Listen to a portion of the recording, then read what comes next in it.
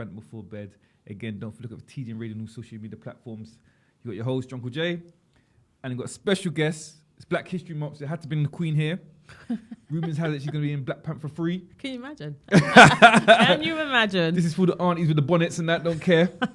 All you girls that go to the salon and talk rubbish all day. All the guys chasing after you, don't care, giving them fake numbers and that in the clubs and that. We got Sasha Bennett. Cheers! Hey! Hello. How you feeling? Do you know what? I'm really excited to be here because I'm just like, why did he DM me? What was it? What was it? It's Black History Month, okay, but there's loads of black people out there. I'm a bridge. And again, I'm not the most smartest man in the room. Mm-hmm. But I have a vehicle and a platform where smart people come on and express their talents to the rest of the world. I love that. And then plus, we have to talk to these kids because it's crazy right now. What's going on in it? Yeah, it's crazy. And it's good to have porn stars on the show, but you have to have balance. So you have porn stars and you've got lifestyle bloggers. I love that. So it's like a whole... And you have like crackheads. You know what I'm saying? It's balance, isn't it? Level spell backwards level, isn't it? That's what I try to do, isn't it? But no, on a serious note, how are you though? I'm good. That drive, was tricky. I was going to say your area too much, but where are you coming from? No, I'm not. Should I say no? Well, everyone knows where I come from, but they can just go online and find that. But it was South London. It was like, do you know what it is? East or West? It's East. Okay, yeah, same. Yeah. Okay. But it's the rain. Do you know, like when your windows get all steamy? It's England. I can't cope with that. But I can't. But in October, the weather's still kind of warm. Yeah. I don't like that though. Why? Because it's not normal. Nah, man, I want to see more girls in maxi dresses and like keep it coming, man. Well, I saw a girl in some like Batty Rider shorts now yesterday. We're talking. No, she's deluded, yeah. Praising sun for no reason. No. And cool, as you know, it's October. Yes, it is. And as you know, Halloween's coming up. Yeah. So you're going to be dressed as then? What are you getting as? I don't do Halloween. Why is that? I just don't. Are you Christian like that? I'm not a baptized Christian, but I was raised Christian, like in a Christian Baptist family. And I don't know if that's what influences it really. I think at the foundation it is, but now I just can't be bothered. Do you know how much effort goes into choosing a costume? I hear that. People go in on their costumes, and I always have this anticipation to like get dressed and get invited to things. I'm like, yeah, I'll do that. And then the day comes and I'm like, that's long. I'm not doing that. And it never happens.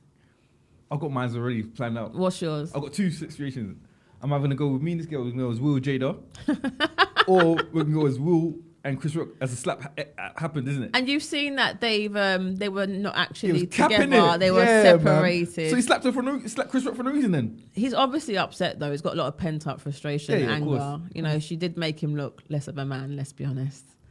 Would you want a guy to do that for you? Do what? Say someone like ripped you, like you want slap someone. Yeah. He didn't slap him for her. He did. No, he didn't. Of course he did. No, he didn't. Of course he did. He slapped him because of her. She was the main factor. Yeah, but not in a positive way. But she was the main factor. I'd only want someone to slap someone for me if it was for a positive reason, like, you know, like someone's coming for me and then you slap someone to protect me. Otherwise, that wasn't the case in that. I don't feel. I think it was all an act on his part. So if a next guy kept grabbing your elbow, say, come, talk to you. Let me talk to you quickly. You know another guy to come slap him for you? No. Okay. Slap him for what? Unless he's been aggressive or like, you know, vicious or whatever. But the amount of time someone's tapped me on the shoulder and said, come, can I talk to you? If I went and called someone to slap them every time, we'll be having issues out here, yeah? I love South guys. Can't be doing that at all. No way. As we were doing Tipsy Talk, we'd like to go back in time, in the time machine. Okay. So where's your family originally from then? What country? Barbados is my dad's family, and my mum's side is Jamaica. Best of both worlds? You could say that. To some extent? To some extent. So what was it like growing up in the household then, as a Bajan parents and Jamaican? It was more, my mum was more the person that did all the discipline. And I feel like, you know, she didn't have to say much. She just looked at you. And I think most Jamaican people understand that whole concept of your parent just looking at you. Your mum just gives you a look, like a deathly look. And she don't have to put her hand on you or nothing. She just stares at you from across the room and it just penetrates your soul. And you just know, don't mess about. And I grew up with that. Only basically. child? Only child. On my mum's side, yeah. So I've got two half brothers. Okay. And I don't have to say half, but we have different mums, but same dad. But yeah, all raised differently in different places. So when you was younger, do you feel there was pressure on you to succeed in life then? No, not at all. Not at all. I was encouraged by my mum to like do what I want to do. And she was one of them people that didn't say, right, you have to do this, you have to be that. Whatever I said I wanted to do, she went along with that. And I have changed what I wanted to do more times than I like to admit, to be honest. I'd like to think I was one of those kids that knew what they wanted to be. Like, I want to be a nurse, or I want to be no. I never knew what I wanted to be for such a long time. And that's quite annoying. But she stood by me every step of that, so. What was your earliest memory that you can... Earliest memory? Yeah, that you can remember. Ooh. Earliest memory. Being like, in our household, my dad used to bring his friends around a lot. I feel like black men love to have their friends around. Big facts. And the house was always packed with friends. And they had some scare electrics, and they'd set it up in the living room, and they just literally just have it all going around cars. And I was about 3 years old, and I'd sit amongst all my dad's friends and just try and play and get involved in that. And I remember that quite clearly, actually. Okay. That was a good time. That was a good time. So what kind of kid was you in school then? Hardworking. So primary, I wanted to be good at everything. I'm definitely a nerd. Definitely wanted to excel in every subject, but I was not good at maths and science. Sadly, it wasn't my strong point at all, and that used to upset me. Like, I used to go home and cry. Like, Seriously? I wanted to be in my class and be good at it, but I just struggled really. And the fact that I even got the C in GCSE for both maths and science, for me, will always be one of those celebratory things, because it was a big deal. My subject was media and English. That's what I got A's in. And I thought I wanted to be an English teacher or something. But like I said, I never knew what I wanted to be. I didn't do any of it. So. Was you a popular kid? Very popular. Okay. But popular in a sense where you don't realise you're popular. So you've always got friends around you. I moved with like a bunch of 8 girls in secondary. We all moved around together, and you're surrounded. So you know you're popular, but no one comes up to you and goes, "You're the popular kid." You know, you're just like, you're not on your own, and you're in the midst of everything, and that's the kind of kid I was, but not in a bad way. Be honest, yeah. Did you bully anyone? No. None at all, yeah. Do you know what I feel like? When you're a confident kid, because I feel like I was, my mum instilled that confidence in me. You don't have to bully no one. People who bully lack confidence. They lack self-esteem. You know, that's my belief. I didn't lack any of those things, so there's no reason for me to go and pull someone else down, because I was A-okay on my side, so didn't have to do that. What were you watching on TV? Watching on TV? Yeah. Oh, it's a hard one. Oh my gosh. What did I watch on TV? Like, how far back are we going? When you was a kid, like, what was your happiest TV shows? Like, what was making you smile? Like, what couldn't you miss? You had to watch. Desmond's. Oh my gosh! Yes, we talk about that. Hey, R.I.P. I Norman. rewatched it again, like literally the other day on Netflix. That's my show. That's my people, man. Yeah. Guys. Because obviously, you know, I'm from South London. If it's gonna give it away, you know, where Desmond's is based is where I'm from, right? Okay. It played a big part in my childhood, and I actually met Desmond. R.I.P. Norman. Yeah, I met Norman in passing in a shop in Camberwell. Is it? He stepped on my foot, and you know what? Yeah, that's my claim to fame. Like, I always tell everyone this story. He stepped on my foot, and he went, "Sorry," and I was like, "Wow, oh my God!" And then he ran out, and that was it. And then the year after, he passed away. So it was a big deal. It was a big deal. And then apart from that, I was always into crime documentaries, and I still am. At a young age? A young age, yeah. Oh, and Kung Fu. Like, I grew up on Kung Fu. We used to, like, get Kung Fu. Like, those who know that Caribbean, Jamaicans understand, like, the whole thing about the obsession with Kung Fu films.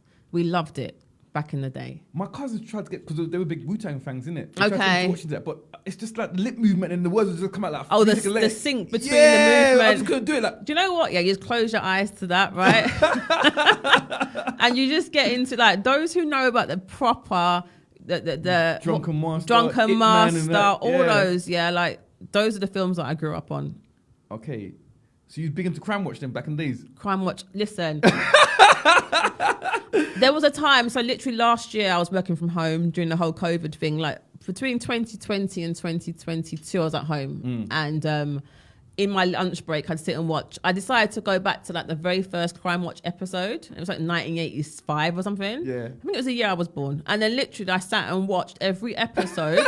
And this is no word of a lie, throughout COVID. And I literally got to the, like, most recent until it got stopped. And I still, yeah. They need to bring that back. They always stop the good things, innit? They need to... No, seriously, I think a lot of crime might go down because of that. it's all about saving money, isn't it? Big It's facts. about money. That's what it's about. Crime Watch was expensive to make, apparently, reconstructions and stuff. They had to get their budget back. But we pay for our license. We should have a say in what it goes to. And Crime Watch is what it should be going to be fair. And cool. Being where you're from, I'm from Southwest, isn't it? From Mitcham, isn't it? So we never. Oh, you're from Mitcham? I was there the other day. So we don't really hear stories from where you were, innit? I never heard stories until in college, innit? And I kept saying like, bro, where's all the people saying the PPP? And then obviously it dawned on me like that's when you had problems with the other SW, the most popular SW, innit? Kind of thing, innit? Then obviously, yeah. So what was it like growing up as a female in the P? Does it? I don't know if it sounds ignorant, but these things didn't affect me. Okay. I weren't involved in it. I feel like you have to put yourself in those spaces to really feel the actual extent of what it's like to live somewhere. And what I mean is, like, I grew up in Peckham.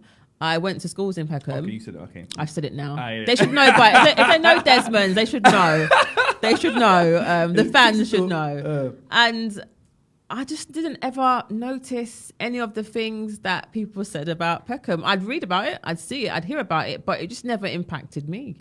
I don't know, I just didn't. As you know, arguably probably the most famous rapper in the UK is from Peckham. That's right. Did you ever see him around then? Never. Never saw him? And that's the thing, like I've never seen him, ever. Okay. And people would say, but he was just there, but I never saw him, ever. And I can't explain that, because it's not like I was in my house, like, vegetating. I was out a lot. I was always playing out and socialising, but I just did not, until they got famous and they were out there, and they'd be like, oh, they're from Peckham. I'd be like, really? I never saw them. And, yeah, I just can't really explain it. Okay, for us being from Mitcham, our go-to place was either Croydon Whiskey Centre. Okay. Streatham, remember... Caesars, Yeah. And Kingston. Oh, really? So, if you've been from Pecky, where would you go-to place then? I don't know. I can't speak for no one really. What was the go-to place? I used to live on an estate called Camden Estate. Okay. And we used to hang out on Aylesbury as well, which is like Wharf Road.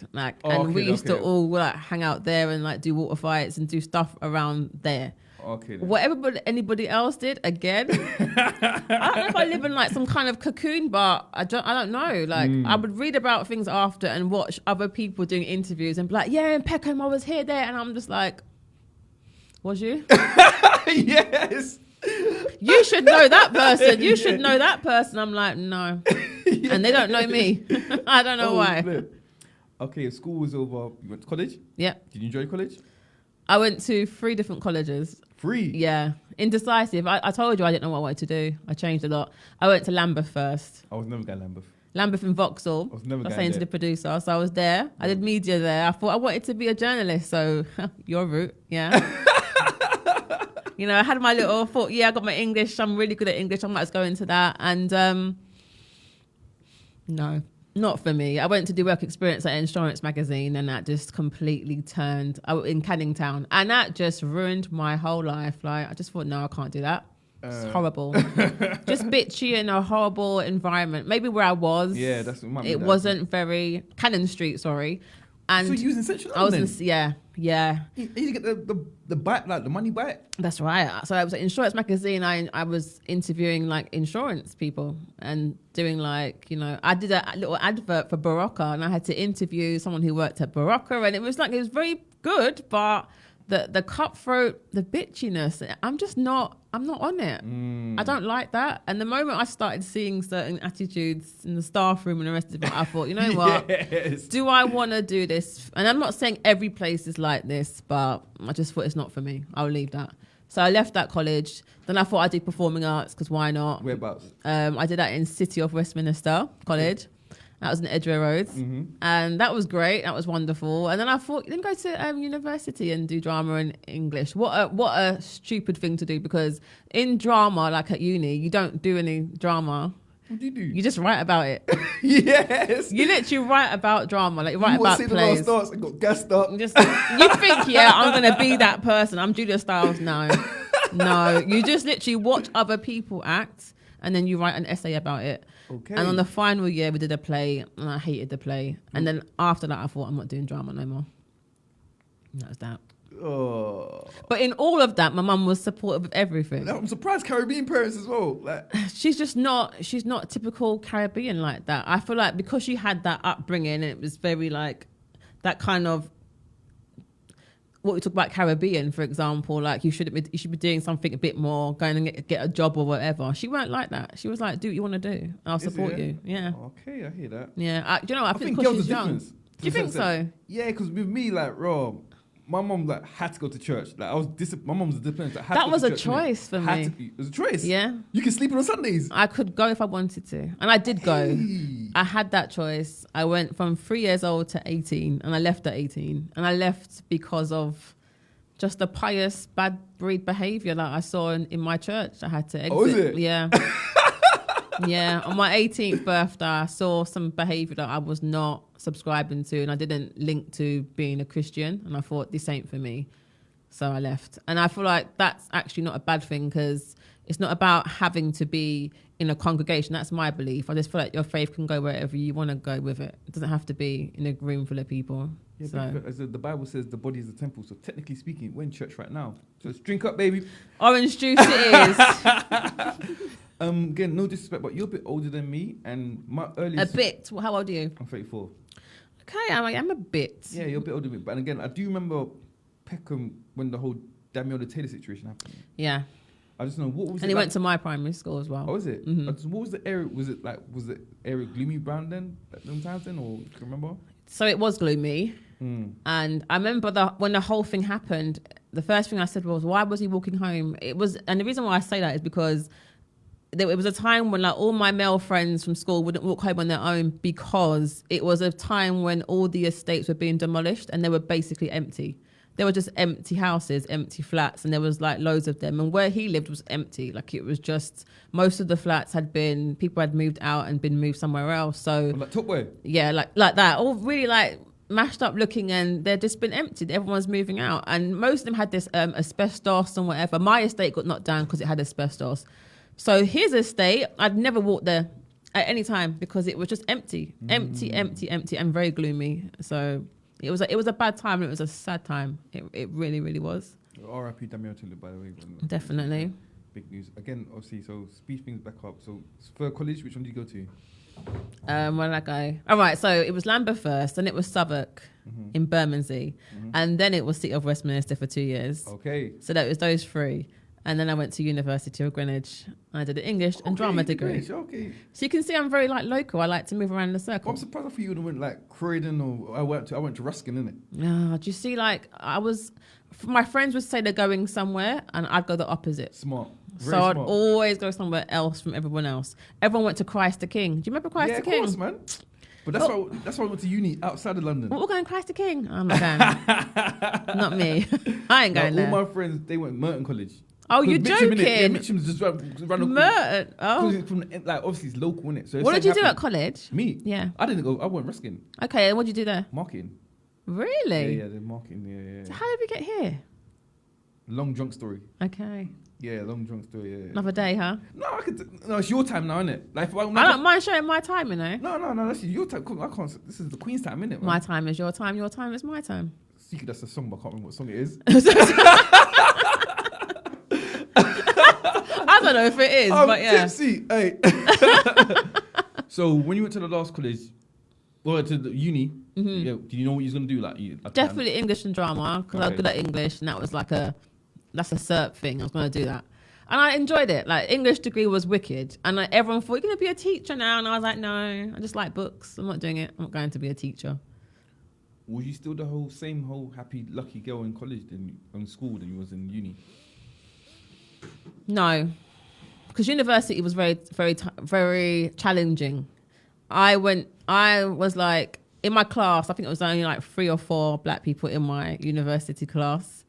And I remember being like post-colonial studies, and there'd just be 2 of us. And everybody else was like getting top marks, and we weren't. And it's like, wait a minute, it's post-colonial studies. Why am I not getting... What's going on here? You know, and I'd get my papers remarked over and over. I felt like I was being cheated all the time. And my final grade was 2 marks on my first. And I always feel quite cheated by that, because my dissertation was perfection. Yeah. And it should have got a first. But 2 marks. I could have got it remarked, but I thought, you know what? I will not beg for this. I know it's worth a first. So I'll just go with my 2-1 and be gone, kind of thing. So yeah, that was it. So again, in your mind frame, what was your dream like you wanted to do then at that point? So at that point, it was, I think it was doing modelling. But that's when my mum stepped in. She was like, what kind of modelling? Here we go. What kind of modelling are you going to do? You're not tall. You're not Naomi Campbell. Like, you're not 5'11". Do you know what I mean? So when I started doing modelling, it'd be like the urban stuff, you know? Okay. And as much as I don't regret that, they just love to pay you with KFC, you know? They want to pay you with like... Yes, chicken! We want to pay you with a KFC bargain bucket and some exposure. Like, your exposure doesn't pay anything, thanks. But when you're young, you think, yeah, I'm going to get exposure. And it's rubbish. Give the black people chicken to shut up. And you know what? And the amount of events and things that I did, and that's how they rewarded you. Just have a bargain bucket on me, you know? And you didn't get any chicken at the end of it. And I actually walked out of a show. I'm not going to name the show or the person. No, name and shame, man. No, I can't. Wait, is it Black Run? Yeah. Okay, no, it's Black History. It's a black show. Not gonna knock it, but I walked out of a show that I was like quite committed to because that's what happened. They had a bargain bucket at the end of each like rehearsal, and every time I went to go and get a piece of chicken, there was none left. And I just lost it one day, and I thought, I'm not coming back. Okay, your modelling career, do you always have a manager then, or was you just solo then, or? So you know how I mentioned about I have a best friend? Okay. I'm best friends with my manager. So there, I dropped her in now, right? So her name's Katie Ryan Creations, and she's like a photographer, and she does a lot of different things. And back then, she used to do model management, and she used to do like West End club promotions, and she ran a company called Pink and Black. And I met her. The modelling management came after. So I used to have an online magazine for 8 years. What's it called? Inspire LS. So those who like know the industry and that would know my magazine, and it was like an inspirational lifestyle magazine, and it had a team of like 16 writers. It ran for 8 years, and it was all about inspiration and interviewing inspirational figures. So in that time, I met Katie via Twitter. I was tweeting my magazine promotion, and she saw it, and she said, let's work together. And she came on board as a PR. And then we would just be out there promoting, plugging and pushing our magazine. And in those 8 years, like I interviewed some amazing people. Like, who was the most popular person you met? Usain Bolt. Okay. So in 2012, we interviewed him, and one of the few publications to get close to him for the London Olympics. So it was a big deal. Yeah. Pause for a minute. We have to celebrate that. Shall we? Yeah. Oh, look, he's getting the blue drink open. So what were you saying about like then, Mum? It was a fantastic interview. He was doing it in between training, so he was like sitting on the ground just doing it. Okay, yeah, so he was just relaxing and just, yeah. So it was very laid back and very short and sweet. But the fact he took the time to do it with my magazine, you know, it was an online magazine. It wasn't in print, and the rest of it was amazing. We interviewed Sir Richard Branson. That was amazing. We chased I remember chasing his publicist through, I think it was the Royal Opera House. We went to an event there for Virgin Media Pioneers. We were invited to it, and there was loads of people there. Adam Deacon, it was packed. And we saw Richard Branson go into his helicopter, and we saw his PR, and we thought, chase him. And we like took our heels off and chased him down this escalator and got outside. And then outside was loads of people protesting against him. I can't remember what it was about. They had placards in the air saying, we hate Richard and blah, blah, blah, you know. The BT people. And he stopped, and he still kissed me on the cheek, and then the rest of it. And we got his business card off his PR. And then she actually passed it on to him, and we got to interview him as well. Okay, be honest, yes, actually, on Tipsy Talk, yeah. Yes. Celebrity let you down, that you thought it was going to be cool, that weren't cool. Be honest. Celebrity, it wasn't cool. Yeah, that you thought would be cool, that's not cool, that weren't cool at that point. I haven't met anyone, you know. I'm being honest. Seriously? Because I was very picky who I picked. Oh, okay then, yeah, I hear like, that. I would see them as an inspirational figure. Oh, wait a minute. No, that's a lie. There is one person, and my best friend's listening to this. She will know who we're talking about. There was an author of a book, and she wrote books about children in care. That's what her whole career has been about. It's just writing books about children in care. But she's a best-selling author, and it's like British written books, right? And my best friend loved her, read all her books, and we thought it'd be good to interview her. And it started off really well. We emailed her publicist. She responded. We'll do an interview. And then something happened in between the emails. And when we featured her, she called us spammy.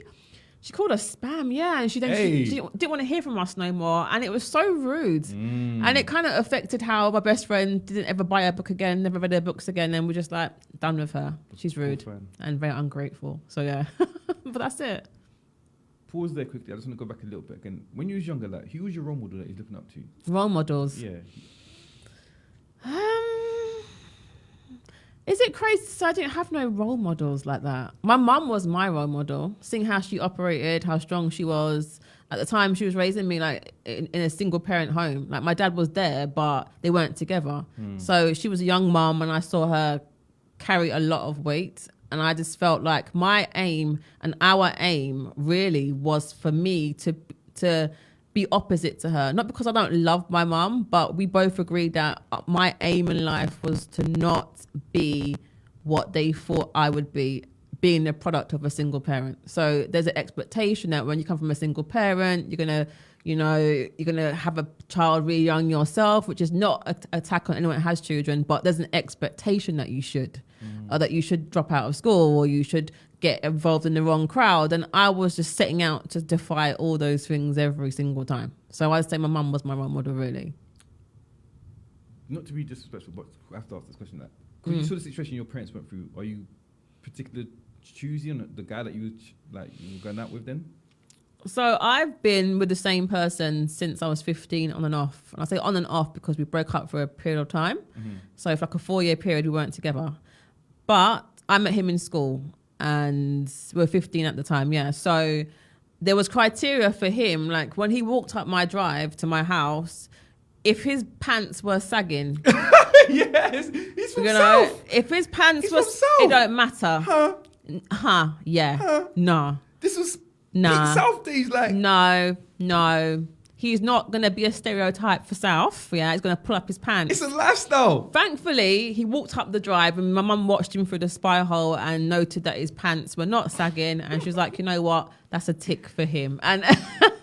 he passed the test. You know, and it was like, there were certain other things that he couldn't be doing. He couldn't be running around the wrong crowd. You had to be going to college, and he was doing all those things. So for me, I just wanted someone who was similar to me. We both had ambitions. We both wanted to do things, and we wanted to keep out of bad crowds and bad surroundings, really. That's very good. I was curious. That's why I think. It's good. It's a good avenue you went there. No, because the reason why, because again, my parents, I'm very lucky because my parents were the only ones in the area that worked together. Okay. So I had that dad in the house navigation. Which is really important for males. Very important. Than anything. And I see why a lot of people turn out how they did turn out. I understand it more. Even though I did make my mistakes, don't get me wrong, I made mistakes, yeah, but I can understand. I didn't make the mistake in, like, worse mistakes as people that didn't have their fathers around them, innit? You're right, yeah. But at the same time, my dad never gave me the talk of, in terms of females, innit? Okay. So how I learned towards females was through hip-hop music, innit? Oh God. Yeah. Did you? Oh, did you? Yeah, and through the white kids in school back page 3 and all that nonsense there. Steady. No, like my parents never had the sex talk with me, innit? Right, so that's how you got your education. Yeah, through the music, innit? And again, from Caribbean parents, I'm not too sure about you, but for me, I was allowed to have girls in my room, innit?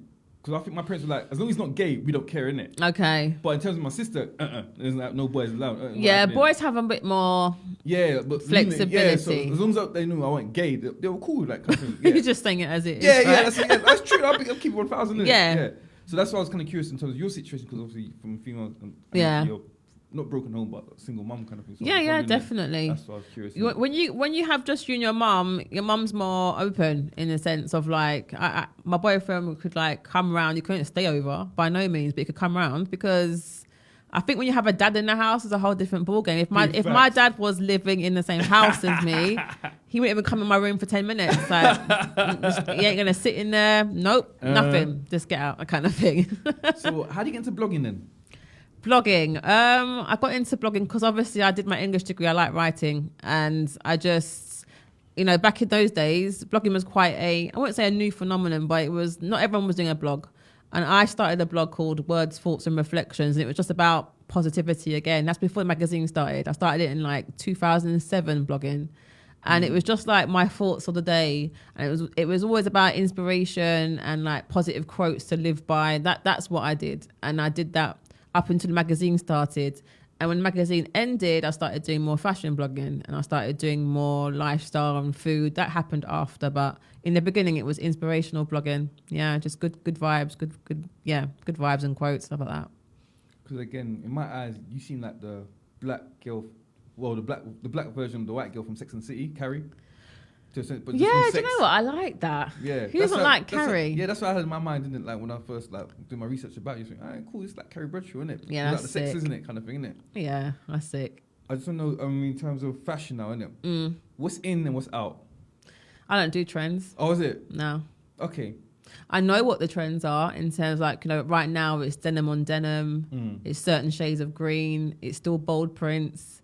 But I just don't, I know it, but I don't subscribe to it. And that's kind of what my theme of my blog is. It's personal style. It's a personal style blog. So it's not going to be talking about trends because I think there's enough sites out there that talks about trends. You can go on Vogue. You can go on Hello Fashion Magazine. You can get the trends online. But I'm talking about affordable fashion. I'm talking about mixing high-end and more like even sustainable fashion. I kind of clash things and I wear what I want, and it's about wearing things that don't cost a lot but then it looks like it does cost a lot. I do a lot of blog posts on that because I think that's quite a good way to dress, not to spend too much all the time but still get that whole wow factor sometimes. Because me growing up now, I'm definitely becoming my father's son.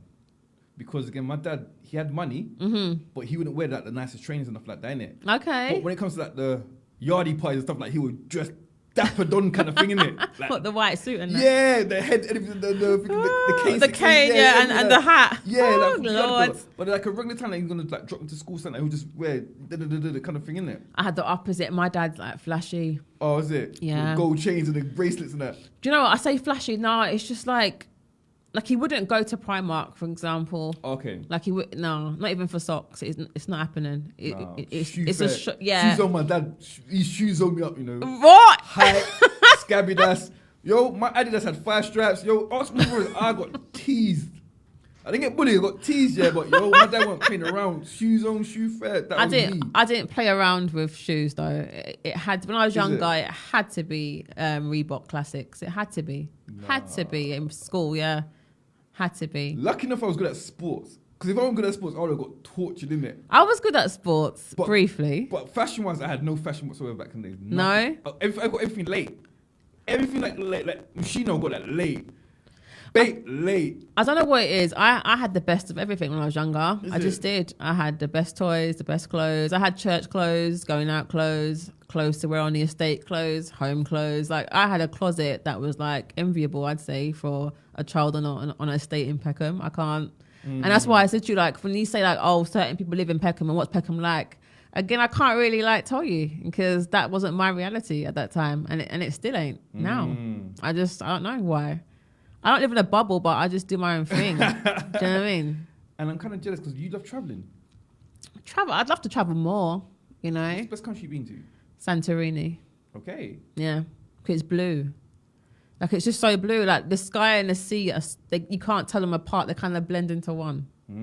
So it was like a dark blue sea and a dark blue sky, and they literally like that line in between. It's hard to figure it out because it's just so blue. It's amazing. It's amazing. Oh, because I was going to ask, like, if you could recommend a place so some people can go, which is nice but cheap because of as you know. It would definitely be Santorini, and then a close tie would be Malta. Like Malta, the Maltese people are absolutely amazing people. Like I went there and just had the best time. And to be honest, the Greek people were amazing too. I've not been anywhere and not liked it, to be fair. You never had a bad holiday? No. Seriously? I've had a bad airport experience, like coming back. They've got bad attitudes in these different countries. You get racially abused? I don't know if it's racially abused. Like, okay, recently I went to Turkey, and on the way back, the day before I came back, I slipped. I didn't even slip. Let's not do this.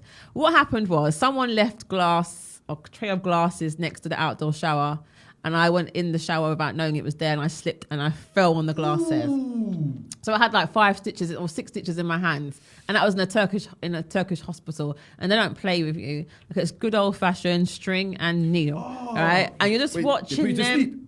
They numb it, put you to sleep. No, they don't. They have you sitting there, and you watch them sew in your hands, and I filmed it like a Like a Pecky girl. That's right. Yeah. I must say I was impressed with myself, Had a little tear run down my eye, but there was no dramatics. Okay. There was no screaming.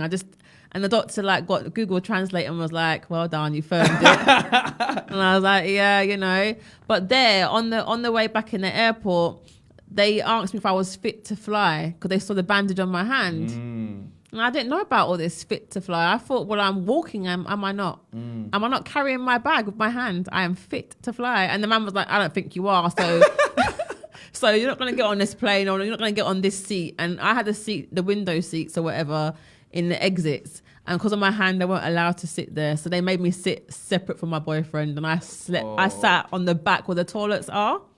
That's bare wickedness. Yeah, because you're smelling people's... It's the constant flushing. Yeah, forget that. 1,000 flush. And you might have one or two people try to go there for the My How Club as well. Like, you don't know, innit? It's horrible. And quick question, in Turkey, were you kind of like tempted to ask them regarding the BBL kind of thing or surgery or fake teeth and everything like that, the price?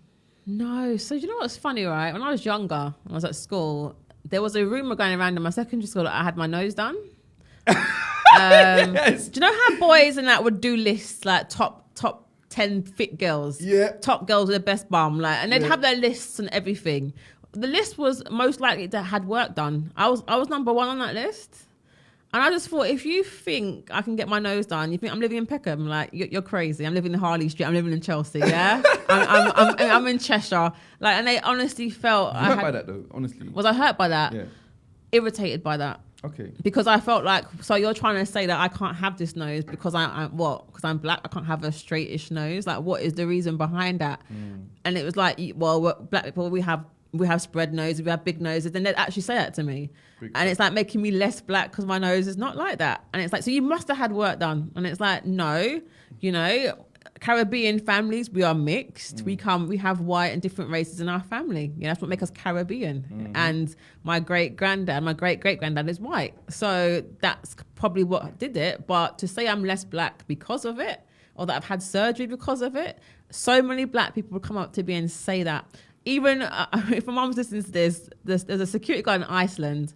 Yes, cool. It still bothers me to this day that in Iceland, Peckham, right, the security guard was like Michael Jackson, look at your nose. And I'm just looking at him like, are you for real? I don't expect my fellow black person to come up to me and start critiquing me because my nose doesn't look a certain way and then tell me my nose is fake like Michael Jackson. Yeah. So stuff like that. But no, Turkey, there was no temptation to do any BBLs. I have no plans to do any type of anything. So you're happy with everybody? What's 100%? I have no issue with nothing. Everything? Nothing. If I could get teeth done, it would be like 1 tooth. I'd like to get an implant here. But I did that in the UK. To go abroad and do it, no. Cheap, innit? Well, cheap ain't always good, Big facts. I think when it comes to your health and putting your life in someone else's hands, even the most smallest procedures can become a life and death situation if put in the wrong hands. And I want to be somewhere where I can actually speak the language and... Yes. Do you know what I mean? I want to know what's going on around me. Yes. And I don't want to do it abroad. And cool, you being from a Pecky girl, yeah. I mean, what's your situation regarding the girl with the hair salon? Okay.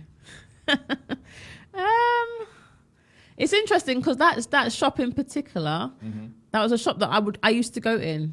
Yes. And I think a loyal customer. When you see it, you know what? It's not even about being a loyal customer. It's about what was cheaper. What I find in shops in Peckham, or most shops anyway, they don't know how to do competition.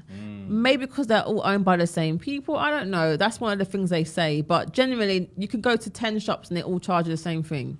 And in that shop, it would be cheaper than the other 10 shops down the lane. So you'd go there because you're trying to save a few coins.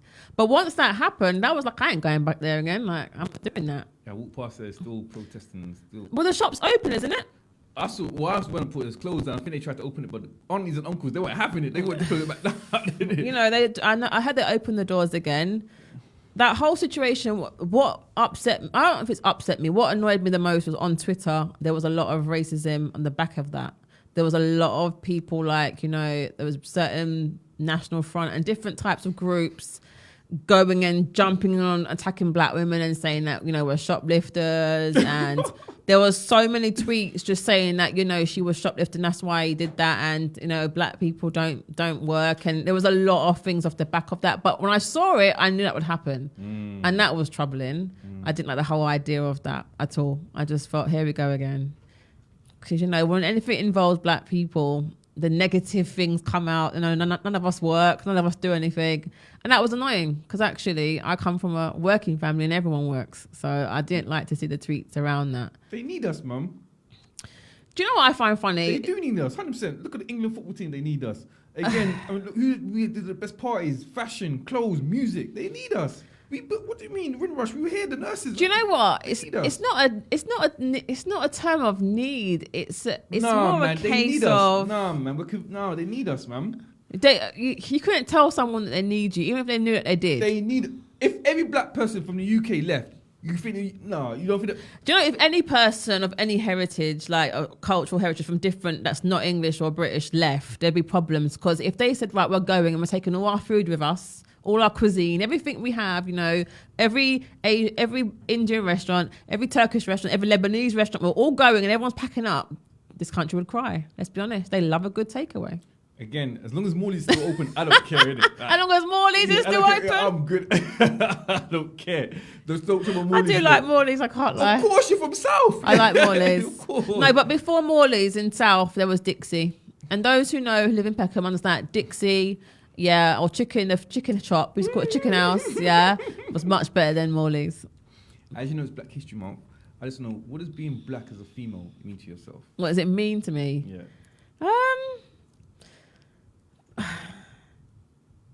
It's for me as a black woman. It's that feeling of just knowing who you are, knowing your worth.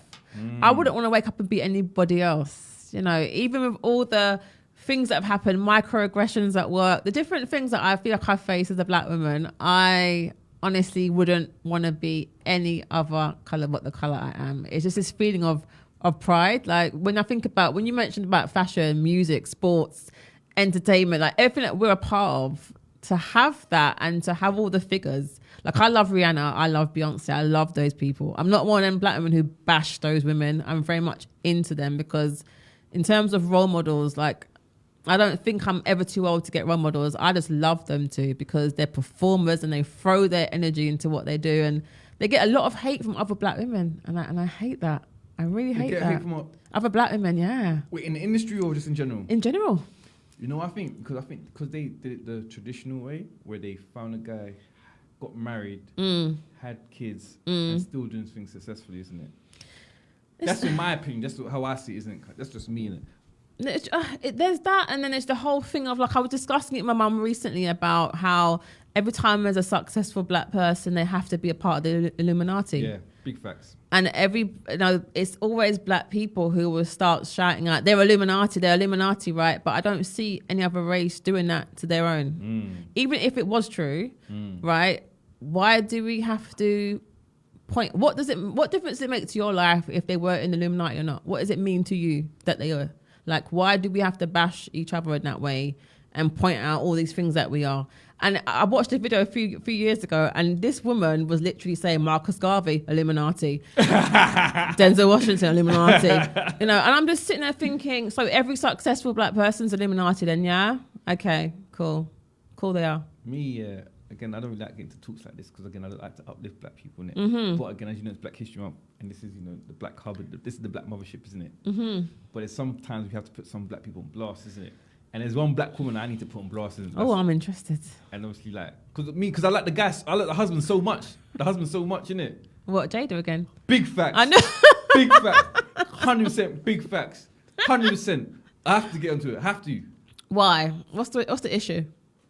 Cool. And he puts the pen down. You know? No. Get really serious. You're like... No, because obviously me... when we spoke about role models growing up, I had two role models growing up, apart from my dad, and I had two other. Was it Will Smith? Will Smith and The Rock, isn't it? Okay. Cool.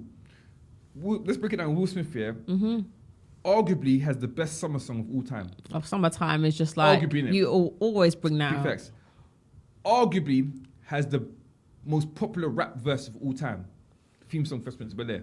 Everyone knows that. Yeah. Cool. The guy, Mr. Independence Day. killed all the aliens. God, it was just the best. Run it back again, Men in Black, killed all the aliens. Yeah. Cool. This guy, like, raw, he defended your honor by slapping another black royalty guy. Yeah. Put his whole life, jeopardy career. This is Will Smith, like 30 plus years, Mr. Clean. I know. Straight edge. Yeah. White people loved him. He was arguably the most Mr. Black guy for white people. Yeah, definitely. Put everything online for you. It's horrible. And then now you're talking about things like entanglement. Tupac's dead 27 years. He's talking about Tupac and men feel that, innit? They feel that line of entanglement. Like they're like, oh my God, like if you're gonna cheat, don't say it in the podcast and that. Like, you know what I'm saying? I don't know if it's every woman that I talk to. So in my circle, we don't subscribe to Jada Pinkett. And to be fair, prior to that, I didn't subscribe to her anyway because I thought she was quite a average actress. That was my opinion. I felt like she only got Matrix because Aaliyah died, and that was like a backup person to have the role. Like, and I don't think of anything apart from Set It Off that she really excelled in, and even then she was quite basic. So she wasn't the best in Set It Off. That's what I mean. She wasn't the standout person. So for me, like, it's not to bash her, but I point out excellence and I point out, someone who's really good, like, Regina King and different people, and Regina Hall as well. Right, and Regina Hall and actresses like that. Lathan. Right. People who I just feel like are just much more... Kerry Washington. Kerry Washington. Oh, yeah. Big facts. So people like that, for me, she's not on their level. And I honestly felt the name helps her. Having Smith big facts. Elevated her in a way that, no one can actually deny that. And she rode that wave really well. Yeah, she did. I don't think Will Smith can ever come back from that. Just as me personally, isn't it? What it did was show what a facade their relationship is. I mean, she's come out and said they were separated, blah, blah, blah, whatever, like to sell the book. No one cares because the fact of the matter is what you've done is tarnish a brand. It's a brand.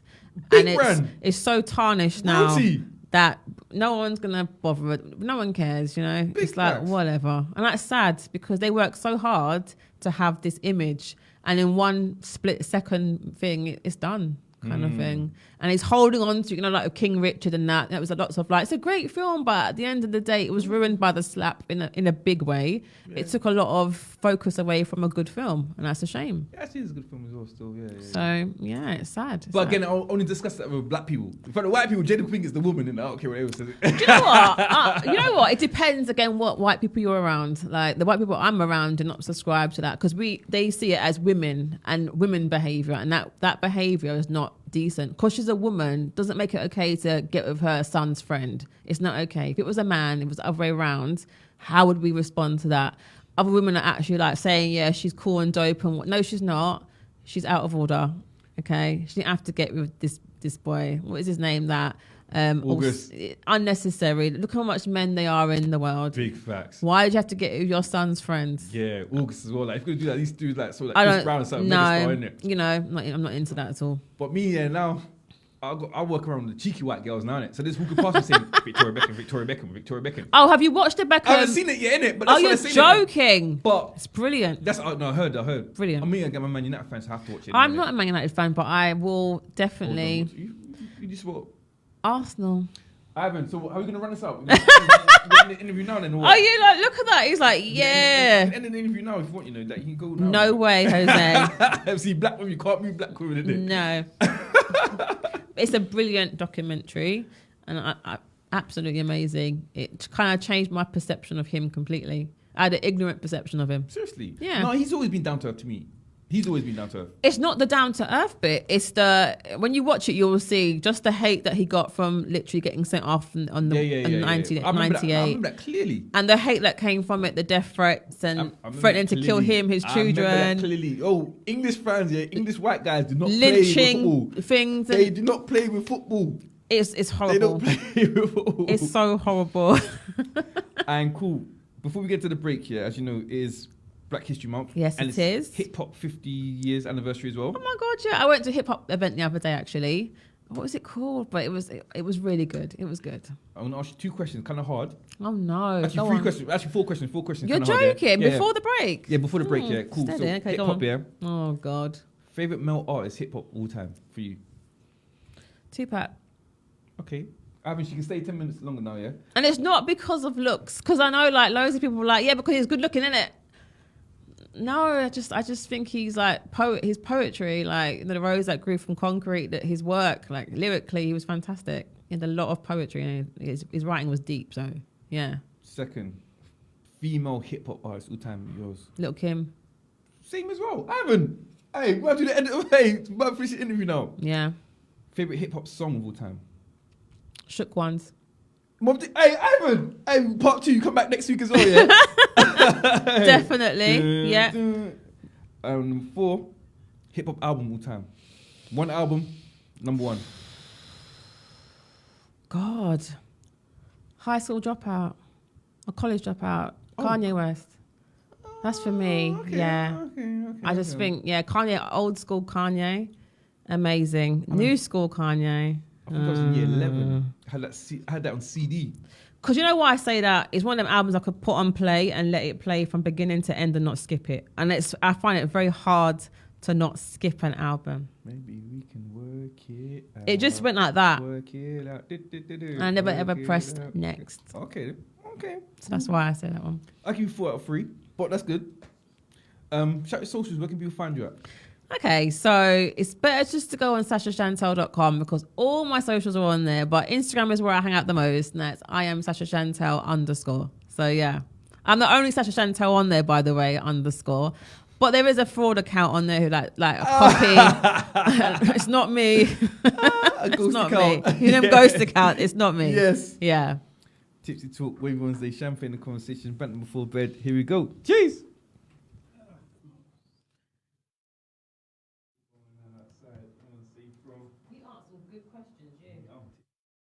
Welcome to my channel.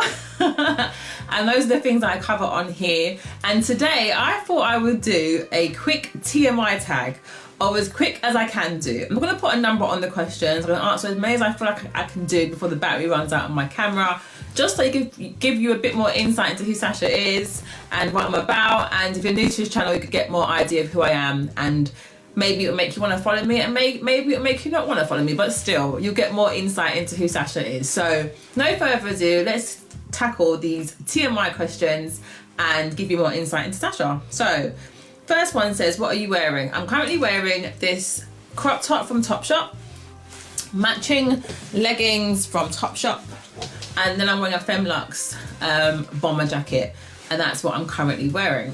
Ever been in love? Yes, I have been in love. I've been in love for a very long time, actually, and being in love's a nice feeling. Like, I've been in and out of love, though, I have to say, but currently I'm in love, and that's a good feeling to have. So yeah. Ever had a terrible breakup? Yes. A tremendously bad breakup. I've had with the same person multiple times. It's been painful every time, and it's not been easy to get over it. It just shocks you how one person can get under your skin so much. I've had situations where I've broken up with people in between that's hurt, but not as much as that. I think people will understand that. Sometimes someone just hurts you a lot more than anybody else does. Ever had a terrible breakup? I think I've answered that. I think it's yeah. Look at me getting lost already, but yeah, I have. How tall are you? 5'6", apparently. Like, I think so, but I've stood next to people who are 5'6" and I seem shorter, but I did get measured at the doctor's and I was 5'6", apparently. Let's just take it as it is. I think I'm 5'6". How much do you weigh? I don't know, I don't weigh myself. I just test my weight gain or loss in my clothing. I have a favourite pair of jeans. I will try it on. If it's too tight, I'll start to work out. If it gets too loose and I know I've lost too much weight, you get the gist. I don't like to put pressure on my weight too tough. I like to feel healthy, look healthy, and I think at the moment my weight is pretty good. So yeah. Do you have any tattoos? No, I don't like tattoos. I like looking at them other people, and I respect those who have tattoos if they like it, but personally tattoos are not for me. I don't want to put any mark on my body like that. People say like, oh, but you get piercings. Yeah, but I don't know. I think with a tattoo, I'll get bored of it. And I think tattoos have to be something that will mean something to you for the rest of your life. And loads of people have meaningful things like their babies' birthdays, or, you know, a parent or someone that's died, and that's fine. But me personally, I just don't really check for them. Do you have any piercings? Yes, I do. I have my stomach. Okay.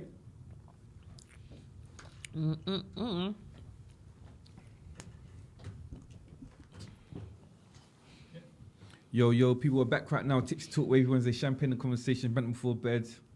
Yes, I'm tipsy right now. And people, yeah, I appreciate the views and everything like that, but please just keep sharing again. Please just share. You don't get trust to share, just share it again and that.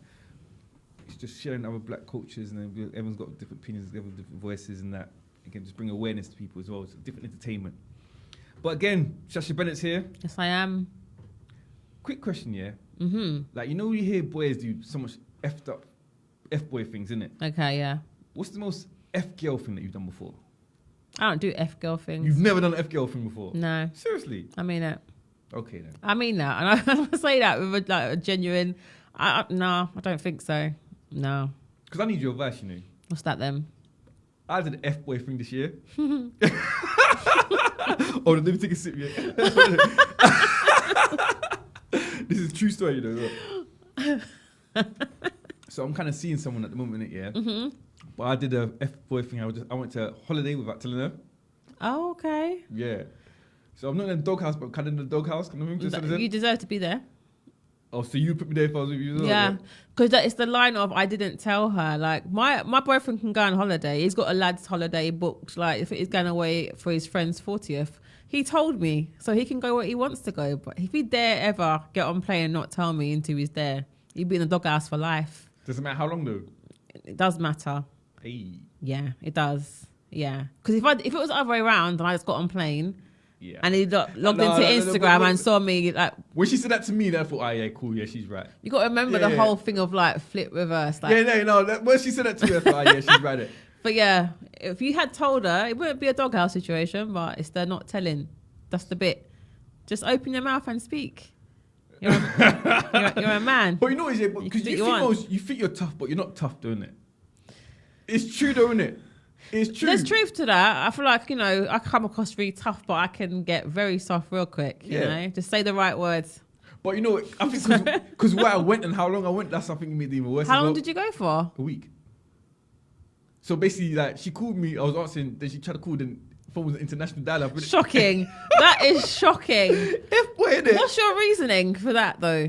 I got invited to a spontaneous weekend away, innit? Okay, but it takes 2 seconds to say, I'm going away on a WhatsApp or whatever. It's a quick thing. Because she wouldn't come. She wouldn't go with me because she's been to that destination already. Okay. And she would probably think we could use that money to go to someone together better. Okay. Yeah. And I think because where I went as well, right. So much temptation there as well. So she probably thought I'd misbehaved, didn't it? No, I understand. Well, I didn't actually. So you say. No, because if I had a lie detector test, it'd be like, and the lie detector determined that was a lie. Basically, how I would have way more fun if I went with people that I would like to go with. Okay. Yeah. Okay. Basically, I went Jamaica, innit? Steady on for a week. Yeah. Who gets on a plane to Jamaica for a week? Is that some kind of like rave thing? Dream weekend, didn't it? Oh, look at you. Yeah. No wonder she was annoyed. Yeah. So I just know, for guys that's in the doghouse, yeah, as a female from your perspective, what was the best way for them to come out of the doghouse? Just say I will not do that again, and I will think about the repercussions of my actions, because if it was the other way around, I wouldn't like it. Men have to think about what it would feel like when it goes on their end. It's not nice, right? And you get that feeling, you wouldn't want it to happen to you. So if you remind yourself of that, you won't do it again. It's that. So this whole situation was thinking in my head. I was thinking like, raw. If this was reality TV, yeah, we'll get so much ratings, you know. Reality TV, if this honestly. If this was Love and Graham, yeah, yo, it would be proper. Yeah, but it's not. I know. Right. I know. Okay. So what's your situation with reality TV then? Do you like it then or what? I feel like I'm like most people who, when reality TV came, like going back, like we're showing our age here, but like Big Brother, the very first one in 2000. And I think everyone was like glued to their seat watching it because it was brand new. And it was normal Nasty people. Yeah, Nasty Nick, Darren, Marjorie, you know the ones. And it was like all normal people doing normal things. But now, I'm tired of it. I don't actually watch. I haven't watched the last 2 Love Islands. No, the last 3. because I'm just tired of it's people who want to get fame, who want to get 1 million followers. They're not going for Some of them are love. half celebrities already. Yeah, and then loads of them are influencers already. Yeah. And I'm just like, I don't want to be a part of their I fake can't relate to this, innit? narrative, because I know what they're going on there for. And I'm not knocking anyone who wants to get their money and get their thing, but why should I have to be a part of that process, watching them every day? What for? But I'm not gonna lie, there's one or two I think that you do good at though. Like what? But you're in a relationship, so it's kind of difficult doing it. That's the thing. Like for me, I've always been in a relationship, and I felt like when I was younger, like certain opportunities, like if you were single, you can go on this show. But I'm not there to compromise. No, of course, don't be Do you know yourself. what I mean? Be yourself, Yeah, like, be I yourself, be just yourself, couldn't do it. I couldn't do it. So Well, we can do the love and grab thing though. I guess bit messy, innit? It's all a bit messy. If you like mess, you go on these shows. Really? Big facts. Again, in terms of diet. Yeah. Because again, your skin's actually nice, isn't it? I just know, like, what would your recommendation be? Like, what's your diet that is more like? What are you not eating? So those who know me know I'm a sweet addict. I like sweets too much. Seriously? Yeah. I'm a sweet addict. Like in my bag, there's sweets right now. Like it's sweets surprised, always. Man. And it's like a proper addiction. Sugar, it's a dangerous thing. Like for those who don't know or don't realize how bad it is. You're not scared of diabetes? I'm not scared of it. I think you have to like think about those things to bring it to yourself. I'm one of the people like the worst thing I'm like dreading is like rotten teeth. Apart from that, I'm not looking down the other long-term effects of it at all. Not really. But for me, I drink herbal tea, and I stand by this because I've drunk like 3 cups of herbal tea every day since I was 15, and that's every day. You got into herbal, your mum? Yeah, green tea, white tea, ginger tea, nettle tea, rose hip tea. Like I drink tea. No Milo. No, no oval tea, no Milo, yes. yeah, no Horlicks, yeah, nothing, yeah. We're just sticking to herbal, and it's always herbal every day, and that's what I drink religiously. I never do a day without a cuppa. I'm going home to have a green tea for bed, like that's standard. Okay. And people don't really drink it, but they need to. You've been fashion influencer blogger. I mean, is the cost of living affecting you then? I think it's affecting everybody in the food part. Food is where it's affecting me the most. Yeah, because I like to buy organic, right? I don't like to like all my eggs have to be organic, and I'm very like particular. But then when you go and get that and you compare it to things that are non-organic, you start to think, well, maybe I can go down a bit, like lower my standards for a bit. To get this organic food, are you going to the name brand supermarkets then, or are you going to? Sainsbury's is the one. Not to boost them up, but they got the best organic out there. They always have. Because I'm trying to find like a black supermarket. I want to try to support, isn't that's why, innit? I don't know. There must be some.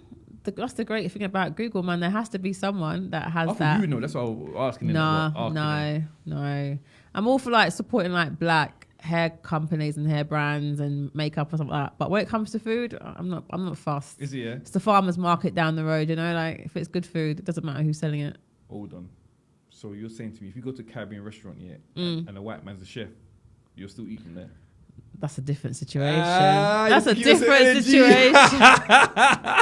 You know what, right? But it depends where they're trained. And what I mean by that is, right, so to say, for example, Gordon Ramsay, he's a master chef. Big fact. So he's meant to be able to cook cuisine from all nationalities. That's what the skill of being a master chef is.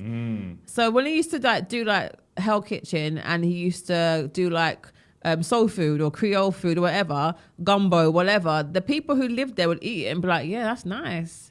So he mastered that food. Listen to what I'm saying to if you, you master it, maybe. If I'm going to a restaurant, I see the Jamaican flag, I'm hearing Bob Marley and shit and thinking vibes in the background, and I walk up to the counter and I see a white man. But what if you've eaten it? But I need to hear his accent as well. What if you didn't know and then you ate it and you loved it and then you looked and then it wasn't a black person, would you then start to be sick? I'd be upset. It's like KFC. The colonel didn't invent the recipe in that. He stole it from a slave. I don't know.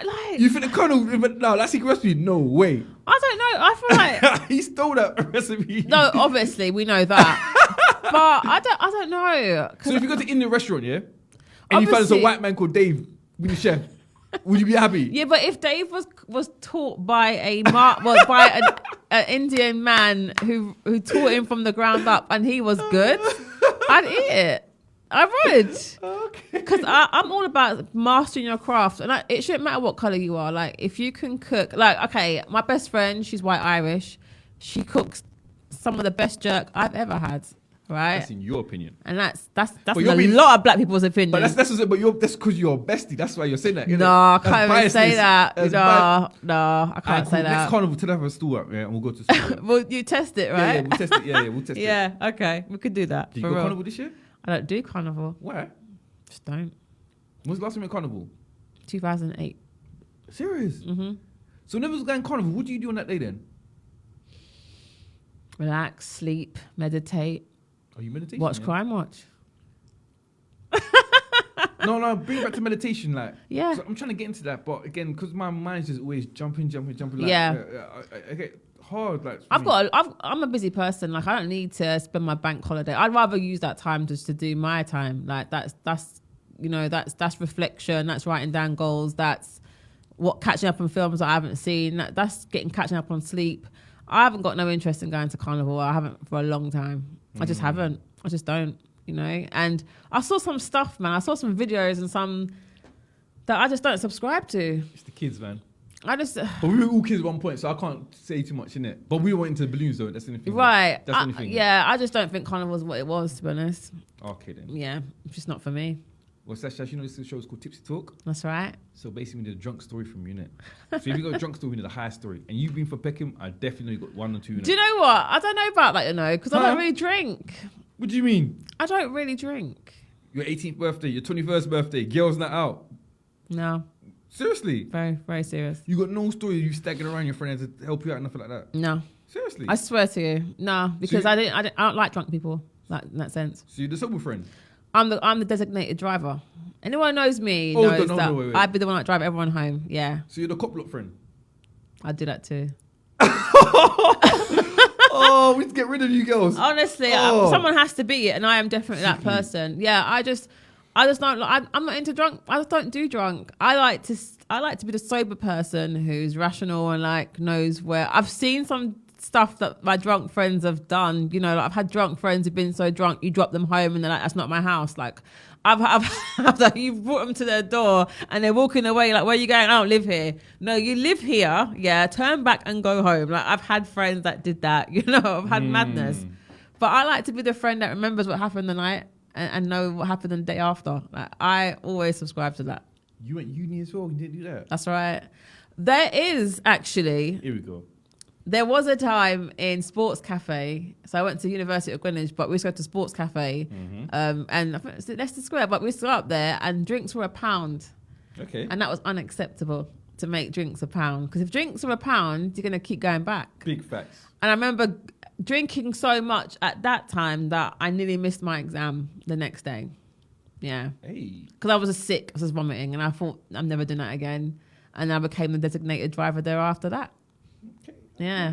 Sensible. Okay. Every queen I felt ill. It's not sensible. That's just like life or death. Yeah, I'm not going through that. But money talks. When the drink's £1 and the cup's like that big, that's ridiculous. Can't go wrong. You can't say no. It's quite hard. I just don't know. Are you into politics? Am I into politics?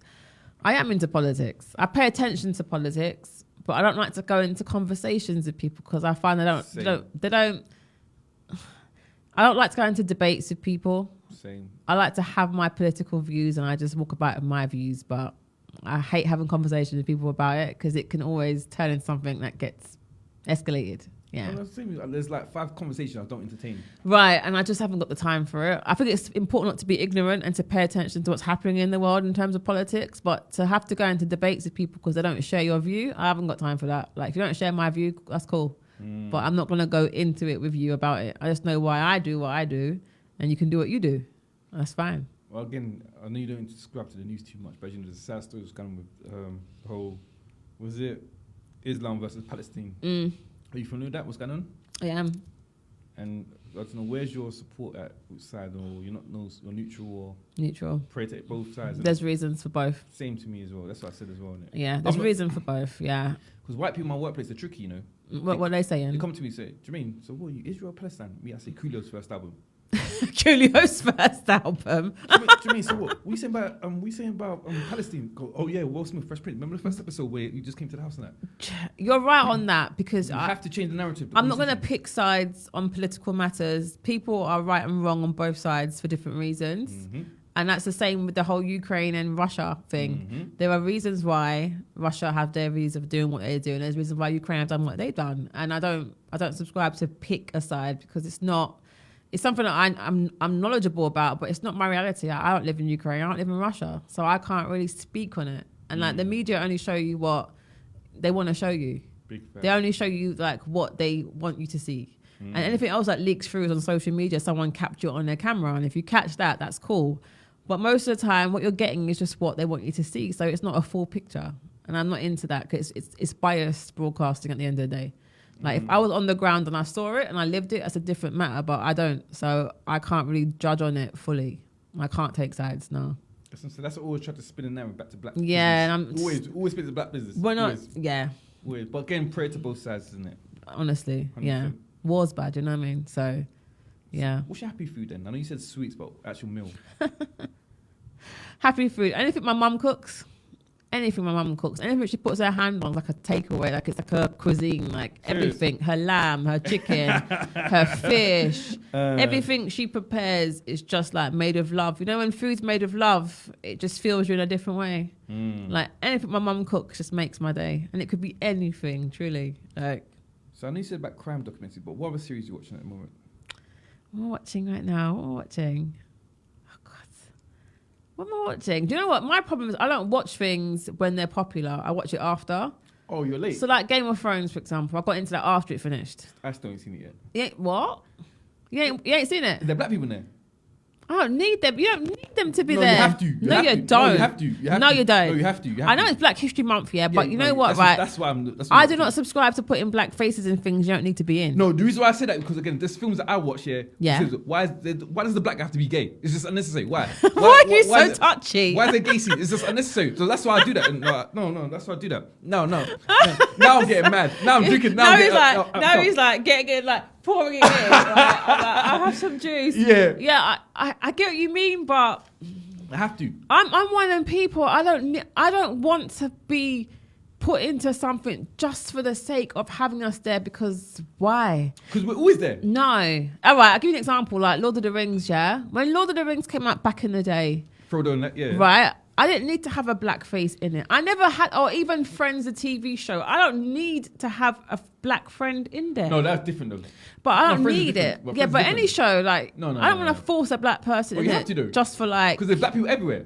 So it's more realistic. It's realistic that way. But it's not. 100%. It isn't. There's a black person, there's an uncle or auntie that's there. But it don't mean they're in that space with you, in that narrative. It doesn't mean they're there. You can't hire one black guy to talk in the background now. So what, he can get kill off? Because if he's there, he's going to die. Like, if it's a horror film, he would die in the first 5 minutes. And then it'd be like, token. As long as, and then... Equal ops. And then when you see him, he's like, isn't that black guy that was in the film before he died? Do you remember? What's his name? Yeah. What's the point of having pointless black characters who get killed off easily? Like, look at Scream, yeah? And look at Jada Pinkett's character, for example, who got stabbed in the cinema. Oh, like, she was in it for all of how long? Yeah, or even Ashanti in John Tucker Must Die. Like, she was in that for like, you know, like... All these different films, our characters are in there for a brief moment. What's the point? I hear that. What is the point? Quick question. You being as a female in the UK, were you happy with Top Boy? I wasn't unhappy with Top Boy. I was unhappy with the ending. Like most people. Because it felt rushed. There was a lot of development of characters in the other series that were just like really like detailed. And then the last season, it was just like rush, finished. Yeah, it was rushed. You know, he got shot, he died. And then he got shot, he got killed. And it was just like... Jack stole the money, stole the food. I'm like, really? Jack wouldn't steal the food. And there we go. Like, it's just nonsense. Who do you think killed Kano though? Oh, the guy that he put the gun in the mouth. Oh, the richest guy? Yeah. Nah, man, it's Kieran's mum, man. No way. Kieran's mum, man. No, it's not. When you kill your son, you're willing to do anything to get revenge back, man. Your only son. No. I think it's one of them cases where she might have gone there to do it and it was done already before she got there kind of thing. Nah. Are you happy with what's going on in the UK in terms of that? Films and TV series, like, do you think there's a real reflection in terms of the lifestyle? There's always space for improvement, isn't there? But you have to give credit for those who are actually putting things out there, and it's not easy to get things funded, to get things out there. And some people complain about what's being put out, like, oh, Top Boy, not everyone lives like that. Big facts. Why not having black people who are solicitors and whatever? Okay, we have to be honest with ourselves. Would we watch that? Because we're very much into pointing out what we should be doing better in, but then we don't support it. Like, what I mean by that is like, okay, example, when we had Black Panther, for example, everyone's going around going, Wakanda forever, going crazy, yeah? That's a make-believe world. It's a make-believe film, yeah? At the same time, Hidden Figures came out. Hidden Figures was a big film. Black people didn't come out for that film. Well. They didn't come out for that film. They didn't support that film. I went to cinema and there was mainly white people in there watching that film. I went there twice to watch it. I could count the black people in there, but everyone's going around doing Wakanda. But you know, to be honest, I didn't go cinema to watch Hidden Figures, but I watched it at home. And I'm kind of happy I didn't go cinema to watch it. Because, again, I would have felt very angry. Because especially with how they treated Tarja B. Hench's character. How she had to go all the way to the toilets and that nonsense there and that kind of thing. But wouldn't it have been better if you went and put bum on seat in cinema where their story is being told on a grander scale than in the front room at home? Big facts, 100% big facts. But again, me personally, like what I would like to see in the UK, a real story, like a real story of how when black people first came to England. Like the real story, like when you saw like no whites, no blacks, no Irish, all that. I want to see the real story kind of thing. And then on the flip side, I would like to see a Black Friends UK version. I would love to see a Black Friends UK version, but it has to be like, no, like has to be sex involved in it. Oh, a UK version. Yeah, UK version of Friends, like Black version, but there has to be sex involved in it because black people we just love intercourse in it. I don't. It's true. Do you know what? Right. But again, yeah, I'd like to see that Black Friends. When you ask me what I watch, right? I don't. My mum. It's more what my mum watches. I just watch whatever she's watching because if it ain't crime, I'm not really watching it. That's the truth. Like that's me. I'm very violent, like. I'm not a violent guy. I am. I'm very much into violent stuff for some reason. I don't know why. Must be that, right? Essie. But she watches like she loves like Chinese and Japanese and that kind of like programs on like Netflix. That's just that, and they have no sex in it. And actually, they're better to watch. I don't need to see naked people all the time, like just rolling around. I know what that looks like. The reason why I want to see that because again, the climate we're in right now, we got the whole rainbow people taking over now, innit? Yeah. That's why I want to see natural, like okay, man, girl, bro, okay, they're showing. I don't. You don't need to see it to know that. For me, like these kids need to know though. They need to know. They need to because again, if you don't show that, then the narrative will be painted. You can still make a point about showing. You can just tell. How? Again, without page 3, I don't know what I would have been. It's true. I don't know. Without page 3, I don't know how it would have turned out. I don't know. I don't know. But what they're gonna do now? There's no page 3. I don't know what these kids are doing. But Twitter, there's so much porn on Twitter. I don't know innit. I don't know innit. I'm saying to you, without page 3, I don't know what kind of guy would have turned out to be innit. I don't know. I hear that back in the day, like yeah, you know, because I used to have favorite page 3 women that I liked. Like I used to like Jordan back in the day. I did. Before the surgery, before the craziness, just her naturally on page 3, I thought she was a pretty girl. Like, and I followed her career for a long time. But now it's just out of hand. But I know like people will say like women shouldn't like think page 3 is a good thing, but women can do what they want in that sense. I'm one of them people. It's not no one's job to tell people what they should do.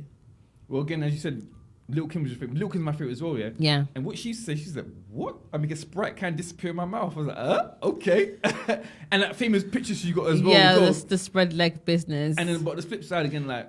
But but that's not, for me, that's her choice to conduct herself in that way. Yeah, but at the end of the day, it doesn't take away from her talent as a rapper. That's what I liked about it. And I can separate people from their actions. Because you know when people do certain things, people stop listening to their music and they're like, I'm not listening to them because that's what they were doing that. Me as a person, I think everyone has something in their closet skeletons. And if we started to dig about on every single music artist, we'd ban everybody and cancel everybody. Truly, we'd find things about everyone. So I try not to get involved because that will affect my listening experience. Right now, can you listen to R. Kelly? I struggle to. So I used to love R. Kelly. I used to love, you know, happy people. Like who doesn't love happy people at that time? Like getting down at weddings. That was like a wedding song. Everyone danced to happy people. But when that happened, I hear it and I just think I can't bring myself to step to the left no more. I try, you know, but I can't. It's sad, but I can't do it. Are you feminist? I'm a feminist to a point. I just feel like I'm not going to stand up for every female thing because I'm a woman. I'm someone who like looks at reasoning of why you do something. And because you're a woman, don't mean I'm going to side with you because you're a woman. If I think your actions are not right, then you could be whatever. I'm not going to side with you. So I'd say I'm feminist to a point, but I think within reason. Within reason. You as being a black female in the UK, do you think your voice has been heard? It's been heard more than it's been in a long time. I feel like there's always, again, room for improvement. Like, I feel like there's always space. We can create more platforms for ourselves. We can't expect people to keep giving us space to have we've got to do it for ourselves at the end of the day. This is not a charity thing. We need to keep creating things for ourselves and accept that's going to be challenging and difficult, but that's okay. Have you ever been like overtly like racially abused before? When I was younger. Seriously? Yeah, like I remember being. Oh yeah, actually, I remember like driving home from an event with my best friend, and someone cut me up on the motorway, and you pull the window down, you start cursing them, and then they were like, "Oh, you coon," yeah, and that was a white woman with her white husband, and he quickly rolled up the window because I tried to get out the car to drag her out, like yeah, because you're not going to talk to me like that, the kind of thing. But otherwise, apart from that, not really. I think it's more under the. It's not so direct. Anything I've ever experienced, it's been more under. How many colonizers have tried to touch your hair before? The whole thing of like. Yes. That happened to me a lot in school. Is it? Yeah, teachers at school would do that. Teachers? Yeah. Teachers? Yeah. Whoa, that's wild. Because they see your hair, they see your hair. I used to have like long plaits, like rubber bands and then long plaits. I had really long hair. It'd be like down here, it'd be plaited. And they'd come and like touch it, I know that offends black women to have people touch their hair because you're not a spectacle or whatever. But I didn't really get that upset about it at the time. Yeah, it doesn't happen to me now, so I ain't really bothered. But at the time, I was too young, I guess. I just didn't really think about it until I got older and I realised what a problem it was. But yeah, it is what it is. You've been on the other side of the microphone. Does it feel weird? Because obviously you used to do radio back in the days, innit? Yeah. Does it feel weird to yourself? Never weird, no. Okay. Radio was wicked though. This is a good platform. It is. It's nice to share your platform and have conversations with people. Again, it's therapy for me, innit? And again, especially black males, one of the most expressive type of people in general, are we, innit? No, and I worked in mental health for 7 years, and I met a lot of black men who just no. And I know I'm damaged. I already know I'm damaged. I know I'm effed up in it. But again, my thing is like, I'm looking towards legacy. Okay. So when I'm not here no more, people can say like, no, he's not like that. He's the one that gave me my first shot radio and that. He's the one that opened me up. Like, he weren't like that at all, and that kind of thing. Like, and then you can look at my past interviews and my conversation kind of thing like, oh, he really was that kind of deep, innit? It's like you said, it's the same as Tupac, innit? Yeah. A lot of people caught into Tupac before he died. That's right. When he died, yeah. You understand what I'm saying, innit? Which happens to loads of people. It's Big after facts, they've innit? died. Like, look at Nipsey. Again, No one was screaming. Like, no one was screaming Nipsey. I'll be completely honest. I didn't know who he was. I'll be real. Yeah, no I one's did Nipsey, not Nipsey, hear Nipsey, Victory. Nipsey, Like, I did not hear that no album. one's saying Nipsey, I don't know where I was Nipsey. living. Maybe in a hole somewhere. But I did not know him until he died. I didn't even realise that he was dating Lauren London. I saw her page and didn't click that it was the same person until it happened. And then I realised that's the same person. I just didn't really take much interest in him. Until he died, and then it's like the whole listening to the music, going on the marathon, like look at the clothing, and it's sad that someone has to die before people pay attention. But that's actually how it works sometimes, unfortunately. What's your situation with music right now in the UK? Music, Yeah. our music is the best in the world, is it not? You think so? I think so. There was a time when I was younger, I used to think UK people were rubbish. Seriously? I used to think the Americans had us like in a chokehold, like easy. Yeah. Seriously? In the 90s, yeah, seriously. In the 90s, Oh, okay, Americans yeah. run things. Yeah, of course. Even part of the noughties, but there was a point when I don't know when it happened. There was a point when UK artists' music was just better, just much better. And now I can listen to loads of UK artists more than I can do with Americans, because Americans just, Oh, right now, America is terrible now. they just say, Hip-hop's terrible. they just make sounds and Rubbish. stuff. Yeah. There's The no samples flow. The samples are so bait as well. Do you know what? I'm really tired of samples at the minute. Bait. That's I why I'm am not really a Burna very Boy fan. tired of. Thank That's why I'm not really a you. Burna Boy fan. All these songs are sampled and he's just killing the classics, isn't You know what? On the way to the airport to Turkey, I said to my boyfriend, he was playing Burna Boy and he was playing Starboy and he was playing Top of the World and that. all Like them Brandy people, and that, right? yeah. And I said to him, Denzel, you know what? That's his name. I said to him, look, I can't cope with Burna Boy because everyone would you go to the concert? I said I'd never go to his concert. Been once. I can't take even him. best, you I want the can't best take form. the sampling. Bait. I can't take the overhype. He's all right, is how I see it. He's all right. I'm more of a Wizkid fan. I've always said to people, I'm more of a Wizkid fan. And I said that to him. I like Wizkid better. I've told Ivan I prefer Wizkid way more better. But again, and the samples are too bait for me, innit? But There's again, too many. The charts are just filled with samples, and I just feel sorry for people right now, young people coming up. They've got nothing to look forward to music-wise. It's just sampling forever and a day. I think we were definitely spot for choice. We had the best time. Like, that's Definitely. why I love my age. I love the year I was born. I love that period. Sport I choice. never, ever begrudge any young person of this generation, because I just feel like they're settling for seconds, basically. We had the first dabs on everything. Because I was driving today, I was thinking like, right, at one point, yeah, I had hip hop when it was its highest. I had funky house at its highest. Oh my God, the funky house period, UK I garage had garage scene. when it was at its highest. All of I had that. grime when it was at its highest. You know. Like, I can imagine when Pow came, like everyone's reaction when Pow came. Them days. Talking the Hardest, when Talking the Hardest came out. What song was it? Not Pow, it was Pow, yeah, who's that? You're Who's barking that up the coming wrong in for trees. me? Barking up the wrong trees. That's me. All of that, right? Just Just such good times, man.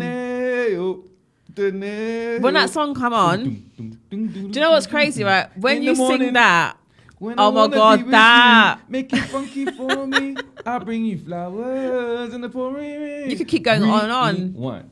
When the girl say, well, Selector. 21 seconds, 21 seconds, in a little bit of light. And you feel it. Do you know how excited you are when you go into it?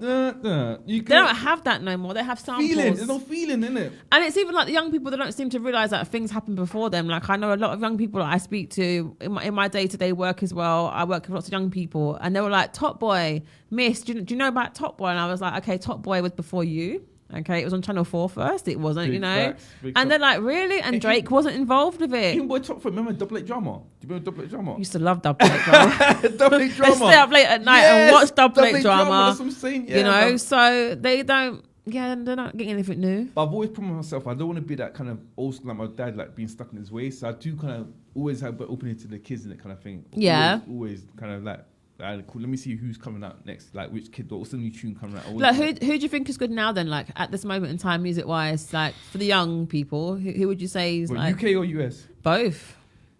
Again, we're living this Drake multiverse, isn't it? So Drake. I've never been in Drake's multiverse. I'm not really a Drake fan, Never mind. but this. I like selective songs. yeah, same. But I wouldn't call myself a Drake Yeah, fan, yeah. and I wouldn't run to a Drake concert. And again, for the UK, I'm not on the road lifestyle, so the whole drill thing I can't really relate kind of thing. Because No. I'm a civilian and I'm paying my taxes and I'm not. I'm a civilian now, and I'm I not pay really- my taxes. I'm love not it. running down the road in the Bally and that nonsense, and I'm not doing that no more. And I'm too old for that, and so I'm not doing. So I can't relate to a certain extent. Yeah. But I would prefer some of these kids be in the studio talking about it than actually be on the roads doing it. Innit? Definitely. So that's why I always wanted to come to the radio show. It's their outlet, isn't Yeah, it? yeah, And I- if they're doing that and not hurting each other, then I'm all for it. But even I've missed the days when back in the days like we used to listen to private radio and like you had 20 men in the studio just spitting in and kind of thing like right, okay, cool. Then at least in the studio they're not on the road doing. And you know what? It's those days that I remember when I think about, because I used to like go through all those things. When I was doing my modelling in the early days, I used to go to so many events.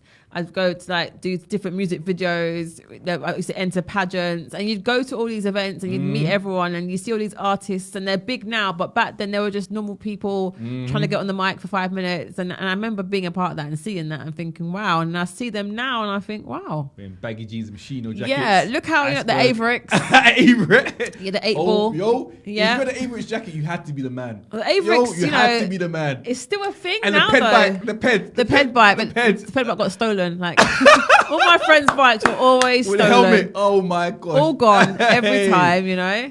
Yeah, like honestly. Oh my. Hey. So what? I just want to know in terms of that. What are you most grateful for the most? What am I grateful for? I'm grateful for life. That's what I'm grateful for, because not everyone. Over the years, I've lost a lot of friends. I lost a few friends about 4 or 5 years ago to sickle cell. I've lost a lot of friends with health issues. And again, I think that's when we talk about more in the black community. 'Cause Right. it's very, very common again. Yeah, and there's people like there was a guy that did clothes. It's called Fly Force. His clothing was amazing, and I used to model for him. And then one day he was there, next day he was gone. Sickle cell took him, and that upset me a lot. And I still think about him, and you know, it's life that I give thanks for. When I had my magazine, there was a guy that I interviewed in America, and it affected me because I was meant to have a front cover of him on the cover, and his name was Mark, and he was based in America, and because of funding and different issues, we didn't do the front cover in the end, and he was really upset about it. And then a few months later, he took his life, and that affected me, and it still does. And I still go back to his Facebook page, and I see those last messages he put out, and that he was about to take his life, and I deal with that. And it's like, for me, it's life I'm grateful for, because there's challenges and there's days that you just think, oh, why bother? But then you look around and you think, but that person hasn't got a choice because they're not here no more. Have you ever been like in that dark space before? I've never been in a dark space where I've wanted to take my life, and like never ever been there, thank God. You know, that's something that I know has affected a lot of people. It hasn't affected me to that level, but I have known like depression, low moods where things aren't going my way, and you know, I want the situation to change, and it's not. So you get into that dark space where you're not communicating with other people, you're not going out as much. And I've been there, particularly in COVID. Like COVID, that time of being at home and working at home every day, I barely went out. Just went to the supermarket, and that's it. And that can make you get a bit depressed and make you start to think negatively about things happening in your life. Do you think we've ever seen something like that again? Yeah, sadly. You think so, yeah? I think that's opened the door to other things now. Definitely. I don't think it's the last of it. Now we've seen it in modern times. We're going to see it again. Sadly. Yeah, I do. What about a riot? Like London riots? You ever think we'll see that again? London riots were hype. Like, I remember when it kicked off. And we were there filming with our Blackberries. Like, BBM, yep, BBM. And my phone kept freezing. And I'm like, so lucky I was in uni. I'm so lucky I was in uni. And we got locked in Nando's. Is it? They came to like that break night, the windows, yeah. And then they like Canberra. Okay, yeah, because the Peckham weren't there then, didn't they? No, they weren't open then. And they locked us in there, barricaded us in, yeah, because they were doing their riots, and Peckham was crazy. They destroyed Blue Ink. Do you remember Blue Ink? Yeah, of course, man. Cheap clothes, man. Good clothing, good man. clothes, They clothes. destroyed it. Them kind of things really annoy me. Like, they smashed up the Foot. I thought Foot Locker was at JD Sports. One of the two, I don't know. But they just went crazy on shops that they shop in. It don't make no sense. And then I saw someone stealing Tilda rice, like carrying a big bag of rice. Yeah. Like, why would That's you? so hard, isn't it? And then someone stole one trainer, like one foot. Like, you didn't get the other foot. Oh, what's wrong with you? Oh, yeah. I saw a lot of foolishness that day, I must say. Yeah, a lot of foolishness. Yeah, we were upset, man. Like, we've had enough now, isn't it, man? Do you know what? Were we? Do you know what? I'm sorry. I just don't. It was built up tension. We basically, you know, some people were upset. It was an excuse. My thing was it was an excuse. Right, and then some people just use it as an excuse to take what I want. I want that TV today. I'm going to use it. I'm angry. I'm going to take a TV. Like, on a normal day, you wouldn't take the TV. So let's not. Do you get what I'm saying? I hear that, but like, cost of living right now is crazy right now. Like, I know a friend right now, he can't save whatsoever. Like, whatever goes in, goes straight out. Same. I don't. Back in the day, I was I was one of the best savers you'd ever meet. But the last 2 years, buying food, like, I don't go shop without spending £30-40 a time, and I ain't even got no meat in my trolley. I just got bread and milk and some cheese. So people are upset right now, and again, you got people like this guy, Siddiq Khan, is going to charge people to go through the dock. I mean, the do you know what though? Now, we need to go out and vote, though. Black people need to vote. It's a Black History Month. For who? For do you know what? The reason why he got in last time is because we didn't go out to vote. He only won by like 3%. But there was no other candidates, though. Then you vote for the Green Party. Like, that's what I vote for. You just put your vote somewhere. I vote for Green. That's what but you don't not go. When you don't go and you get stuck with people like him, you're complaining. What are you complaining for? Because I think we need someone that knows us, that's been from the ground up. Cool. I went to Croydon College. I'm a single mum. I used to work in Nando's. I got rejected by Melissa in year 5, year 8, and year 10, and that, like, raw. I don't know who my dad is, but I think I know who my dad is. My uncle lives with us, but he doesn't live with us because obviously he got 2 different names, and obviously he's about to get deported as well. Right. I'm running for freaking mayor of London, innit? We need someone that represents us, innit? I don't think we've had someone like that, innit? The closest person that me personally I would like to run, but I doubt he'd run, is Akala. Well, Akala wouldn't do it. That's what I'm saying. He wouldn't do it, but that's the closest person I can think of that could run for us, isn't it? If he did it, it would be the best thing. But and you know what's making us stupid as well as media? Would we go and vote for him though? If Storm's in that did the campaign and that, honestly, 100%, yeah, of course. But again, we got people like this Dinah woman, yeah, that's making us black people look stupid, don't it? Well, who Diana Abbott? Yeah. She makes a lot of mistakes and she says a lot of stupidness, but she was one of the first black. No, but she's been MPs. heard. Like, no, me personally, like, she's been heard. Like, but I don't want people to think like, raw. All black people think like that, innit? I don't want her to think like that's the monopoly, innit, kind of thing, innit? And like, I love David Lamb because he's Guyanese as well, yeah. Yeah, but he won't ever get.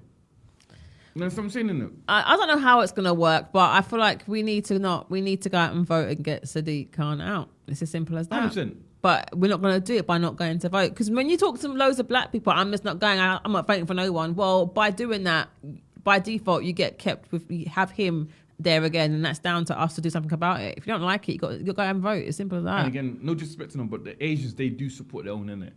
Not every Asian. I know a lot. Got a lot of Asian friends, and they don't like Sadiq Khan by no means. I think they prefer to vote him than a white guy. That's just me personally, innit? No, because of the things that he has in place, like ULEZ and the rest of it. They're not for it. I'm It's upset 'cause he's affecting from their Tooting. business. He's from Tooting, so I'm upset. It's affecting loads of them have like good businesses and whatever, and they don't. The ULEZ is affecting their business. It's affecting people coming into the area. It's affecting even the congestion. All the things they're putting loads of money on, it's affecting people's money. And when that happens, they're going to vote for you because they're the same background as you. You're affecting their money. Like, it's as simple as that. Well, that's me, innit? Like, if I see a black guy in power, I'm voting because he's black. That's just me personally. I'm gonna lie to you. I'm ignorant like that. That's just me personally. It's not ignorant. I get it. It's the unity. But me as a person, I have to know what you're endorsing. If I don't like it, I don't care if we're the same. No, not all skin folk is kinfolk. Or they say big facts. But I'm saying to you like raw. I break it down like that. Everyone's had their chance in it. White people, you've had your Boris Johnsons, you've had your John Major, you've had your Tony Blairs, you've had your Gordon Browns, you've had your Margaret Thatchers in it. You've had Ken Livingstone, you've had your time in it. Asian people, you've had Sadiq Khan, you've had this Rashid, and what's his name? Oh, Sadiq Sunak. I'm tipsy right now, so apologies if I think you know what I'm it works. Cool. You've had this is their time, Asian time, innit? Yeah. When it's our time now, innit? You understand what I'm saying? Black people need to realise that we're not getting our time in the UK. It's not happening. You know, they would say that America's a very racist country, but America had at least a mixed race president. You'll never get a mixed race prime minister here. It ain't going to happen in our lifetime. That's a fact. What about court cast? Not going to happen. They couldn't even take the Princess of Sussex. They couldn't even take Meghan. They can't take her, and she's only mixed race, and they can't cope with her. So they won't take no one else. Quick question, like me, like as you know, or you same era, like as you remember, back in the days, Brixton was black. Oh, look at it now. As you know, it's gentrification right now. Do you That's see right. the same in Peckham right now? Yes. As well? Seriously, Yeah. Is bad, or in your opinion, how it was back in the days and now? I miss it. How it used to be. You know, they would say that was rundown, that was deprivation, that was, you know, they'd try and give this idea that it wasn't a community. There was a good community in Peckham, in South London during the 90s and the early noughties, but this gentrification has broken up communities. It's broken up family units. It's broken up a lot of things. And they try and say building these little cute houses and putting loads of bars in is making the area better, but it's just breaking up communities. That's what it's doing. The last time I went to Pecky's to go to that Prince of Peckham. Okay, everyone goes to Princess Peckham. Big facts, innit? That's right. But again, I do see some. I'll be honest with yourself. I do see some nice flats built up. I'll be honest with yourself. It does look alright. Yeah. It does look alright. But again, they're nice from the outside. big facts. It matters what the people that's inside. Cheap materials as well. And as long as they don't touch that Burger King as well, and that money's around Oh, please. You're not a Burger King person, are you? I'm a person. When you're tipsy, Burger King. I'm not really a Bagel King fan in it. I think it's I was overrated. there just last week. I think it's overrated personally in it. If I'm doing that drive, I'm not driving with just a Bagel King. Bagel King did well because it was open 24 hours. Big facts. 100%. Big facts. Not 24 hours no more though, apparently. Oh, is it? No, since COVID it shuts at like 12 or whatever. So it's just not as good as what it used to be. But it was the best place to go after a rave. Of course it was. Hold on, you being from Pecky, yeah? You must have some Old Kent Road story. Because I've heard stories about that whole McDonald's and that nonsense there. That 24-hour McDonald's there. I had no problems in McDonald's. Is it? Yeah. It's just those bars that are up there. Yes. All the African bars. Yeah, I'm cool to that. Yeah, they 419 you and walk that. past and they pull your arm and they Yes. I had a lot of that, yeah, but I never went inside one to know the full extent of what that would bring. Like, no, I just avoided it. Okay. Yeah, I just avoid all these things. I think you can gather that. I just live somewhere, but you can live somewhere and not be immersed in where you're living. I'm learning that now. You don't have to become like a product of your like environment because you live in a certain place. Like, I lived on an estate, a tower block, and that. I didn't have to have a top boy life where, you know, I'm gonna be going into prison like what's that character's name? The rapper who's that rapper now? Should he? No, the woman in this one. Little Sims. No, the other one. Nole. That's right. Nole. Oh yeah. Like Nole's character who went to prison or whatever. Like, you don't have to Mandy. have that life, right? Mandy. You don't have to have that life because you live in Peckham or you live in certain areas. It doesn't have to be that way. And I'm a testament to that. I didn't get involved in none of that. It just didn't happen. That's very good. Very, very good. I was wondering, do you have any regrets though? Regrets. I wish I didn't get involved in the urban scene. I wish I didn't do urban modelling or get involved with the free chicken and chips and the bargain buckets and wasted time being around people who didn't want to pay you. You know, they talked about the industry, but they just destroyed the industry by wanting to pay everyone with favours. You know, we'll give you promotion, we'll give you, you know, publicity and promotion doesn't pay your bills. And so many girls back in that day were just doing free shows, free campaigns, free everything, free music videos for food and travel money. And I did that for a long time, and it's like, no, it's not acceptable, because the people I did that for, they're doing pretty well now, and it's like, that should never have happened. So why you be like a mentor to the younger ones that's coming up then? I did mentoring for a year for a mentoring organisation called XLP. That was good. That was an experience. I'll do it again, but you know, it's about timing. It's about, when you go into mentoring, you need to put your whole self in there. People like to just do things because it looks good. Like, you're a mentor, that looks good. But as the impact and the work you got to put in, you got to be available. You got to be there to take them out and be a voice and an ear when they need someone to talk to. And if I can't give that, then I can't sign up to it. But I do encourage black men to step up and do mentoring projects like Boyhood to Manhood and stuff like that. It's all well and good saying that men need role models, but black men need to step up and be that for each other and join mentoring programs and support young boys. Like, what do you expect them to be like if they ain't got a role model out there? It's crazy. Oh, you kind of, what I wanted to do, secretly, I didn't want to tell no one, but my plan was that, like, every Tuesday I wanted to do like a sit-down group. Ooh, okay. So, like, we just get chairs, we just sit down. Or men? Men, kids, like men and boys in it, like men, boys. We just talk. Like the men talk. But we just have like a thing, we have a camera in it. Okay. It's just like, bro, just talking it. Just talk, like, just say how you feel in it. Like, there's no judgment zone kind of thing. The only thing is, like, only one person talks at a time and there's respect as well in it. Definitely. You should do that. Is it a matter of timing? It's not a matter of time. It's just, my thing is like, raw.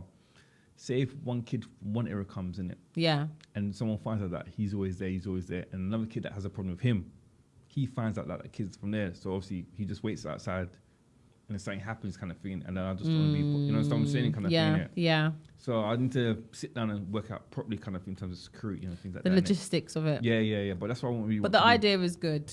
But again, I didn't want to just do, I wanted to do females as well. Because again, females, definitely, I think there's way more pressure in society than the male. That's just my opinion these days, isn't it? That's just me, especially. I agree. I think there definitely is that. But just little plug. I'm a board member for a charity called Poetic Unity, and they use poetry and spoken word to educate and support young people. And they have a group that they actually gather young people in a space to actually talk about their mental health and what's going on in their life. And that's just, these things are out there, but it needs to be more of it. There needs to be more. My bad. You're thinking about Wednesdays. We need to talk about the Wednesday things that you have, innit? Oh, my empowerment circle. Yeah. We need to talk about well done. Yeah. You're not that tipsy, are you? See, you're on it. I'm more smart when I'm drinking. I love it. That's what if I did my GCs, me tipsy, A stars. 100%. A stars. Big facts. No, I appreciate that. I have an empowerment. So I have a brand called Women Who Slay, and it's a female empowerment group. It's coaching, it's personal development. We have resources, online courses.